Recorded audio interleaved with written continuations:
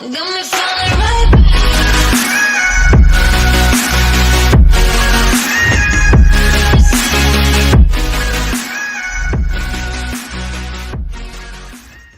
President Donald Trump has threatened to withdraw the U.S. from the World Trade Organization, WTO, claiming the body treats America unfairly.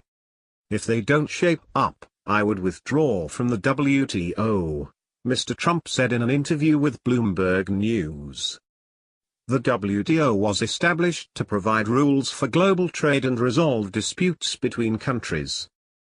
Mr. Trump says the body too often rules against the U.S., although he concedes it has won some recent judgments. He claimed on Fox News earlier this year that the WTO was set up to benefit everybody but us, adding, "We lose the lawsuits, almost all of the lawsuits in the WTO." However, some analysis shows the U.S. wins about 90% when it is the complainant and loses about the same percentage when it is complained about. Mr. Trump's warning about a possible U.S. pullout from the organization highlights the conflict between the president's protectionist trade policies and the open trade system that the WTO oversees. U.S.-China trade row: what has happened so far? Is Trump the WTO's biggest threat? Is Trump right about the trade? Meanwhile, Washington has recently been blocking the election of new judges to the WTO's dispute settlement system, which could potentially paralyze its ability to issue judgments. U.S. Trade Representative Robert Lighthizer has also accused the WTO of interfering with U.S. sovereignty. What's Trump's issue with the WTO?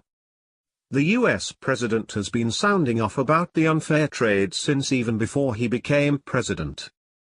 Mr. Trump said on Thursday that the 1994 agreement to establish the WTO was the single worst trade deal ever made.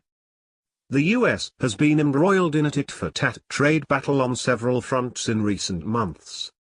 The one creating the most interest is the one with China, as the world's two largest economies wrangle for global influence.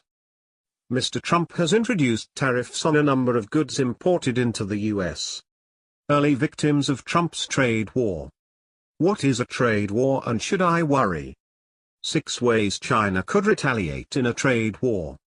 The third round of tariffs on $200 billion, £154 billion, of Chinese goods could come as soon as a public comment period concludes next week, according to a Bloomberg report citing various sources.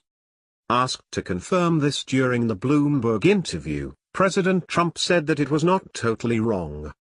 China has responded to U.S. tariffs by imposing retaliatory taxes on the same value of U.S. products and has filed complaints against the tariffs at the WTO. China's Commerce Ministry has said it clearly suspects the U.S. of violating WTO rules. An initial complaint at the WTO was filed by China in July after Mr. Trump imposed his first round of tariffs. The WTO is at the heart of the system of rules for international trade. It is the forum for sorting disputes between countries about breaches of global trade rules, and it is the forum for negotiating new trade liberalization. What about other trade deals?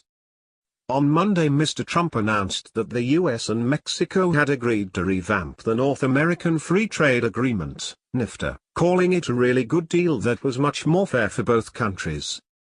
He had previously threatened to pull out of the deal, triggering a year of talks, and demanded a renegotiation of the 1994 agreement, which he blames for a decline in U.S. manufacturing jobs, especially in the car industry. The clock is ticking for Canada in U.S. trade negotiations. What is NAFTA? Canada, the third member of NAFTA, is yet to agree to the new terms. On Thursday, Mr. Lighthizer held talks in Washington with Canadian Foreign Minister Chrystia Freeland aimed at reaching a new deal. Following 4 separate meetings, which continued late into the night, Ms. Freeland told reporters that a deal could not be reached, adding that talks would resume on Friday. Mr. Trump has set Friday as the deadline for Canada to sign an agreement and has threatened to tax the country's automotive sector or cut it out entirely. President Donald Trump